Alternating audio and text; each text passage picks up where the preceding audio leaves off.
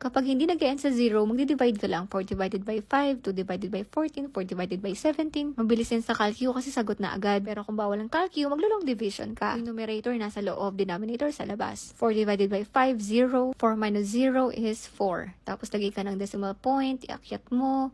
Lagay ka ng 0, bring down 0. 40 divided by 5 is 8. 8 times 5 is 40. 40 minus 40 is 0. Ang sagot natin, 0.8. Ganyan pag sa long division, yan yung mga magdadagdag ka ng mga 0. Isa pang halimbawa, 2 divided by 14. So, sa loob yung 2. Ilang 14 meron sa 2? Wala, hindi kakasya yan. 0. 0 times 14, 0.